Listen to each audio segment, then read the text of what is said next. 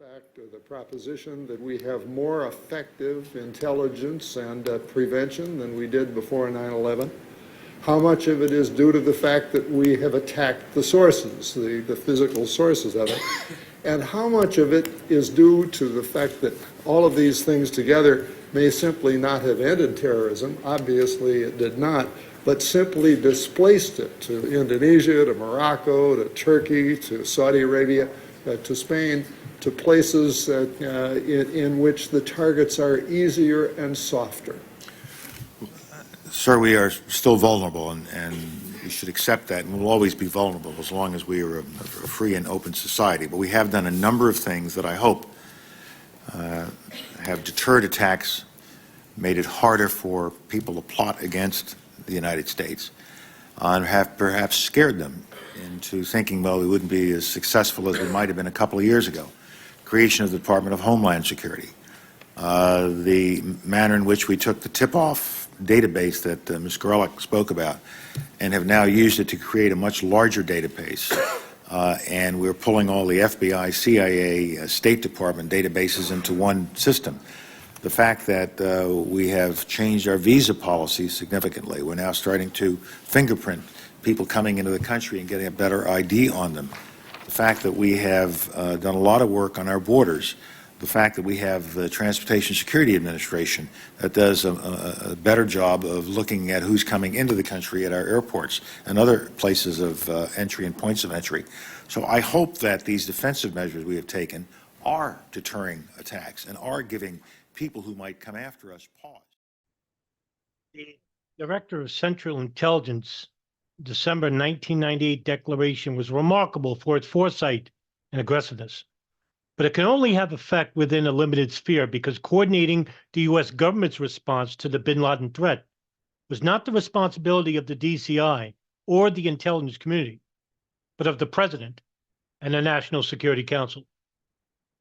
In a joint inquiry briefing, Richard Clarke touched on this issue when he discussed Presidential Decision Directive 62, entitled Protection Against Unconventional Threat to the Heartland and Americans Overseas.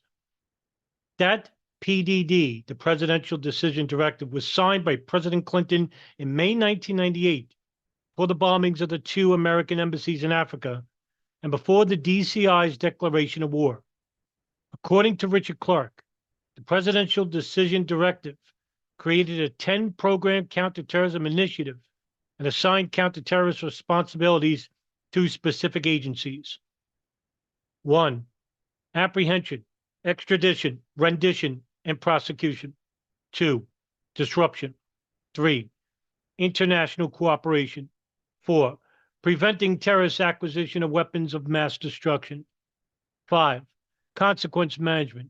6. Transportation security. 7. Protection of critical infrastructure and cyber systems. 8. Continuity of operations. 9. Countering the foreign terrorist threat in the United States. 10. Protection of Americans overseas. Within that effort were the seeds of an integrated, comprehensive government-wide strategy for countering the bin Laden threat that would have put the nation on a war footing before September 11th. The initiative is perhaps the closest that President Clinton and the National Security Council came between 1998 and the administration's departure from office in January 2001 to a coordinated response to the threat. However, the Presidential Daily Directive does not appear to have had much impact. It is clearly not as straightforward as the DCI's declaration and, beyond Richard Clarke's reference to it in his testimony, no other joint inquiry witness pointed to PDD 62 as the policy guiding the government's response to the growing al-Qaeda threat. Shortly after the Bush administration took office in January 2001, the National Security Council undertook a review of existing policy for dealing with al-Qaeda. In response to written joint inquiry questions, National Security Advisor Steve Hadley explained, quote, "The administration took the al-Qaeda threat seriously and from the outset began considering a major shift in the United States counterterrorism policy. From the first days of the Bush administration through September 2001, it conducted a senior-level review of policy for dealing with al-Qaeda.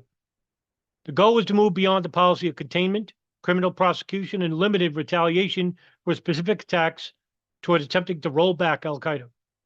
The new goal was to eliminate completely the ability of Al Qaeda and other terrorist groups of global reach to conduct terrorist attacks against the United States. Between May and the end of July 2001, 4 deputies committee meetings were held directly related to the regional issues which had to be resolved in order to adopt a more aggressive strategy for dealing with Al Qaeda. End quote. This new policy might have produced a coordinated government response to the bin Laden threat, or put the nation on more of a war footing with Al Qaeda before September 11th. However, as Stephen Hadley noted, the administration finalized its reveal policy on Al Qaeda at a National Security Council Principals Committee meeting on September 4, 2001. President Bush had not reviewed the draft policy before September 11th. In short, the DCI and other intelligence community officials recognized the bin Laden threat. Notwithstanding the DCI's declaration, President Clinton's August 1998 statements, and intelligence reports to policymakers over many years indicating that bin Laden was waging war on the United States, neither President Clinton nor President Bush nor the National Security Councils put the government or the intelligence community on a war footing before September 11th.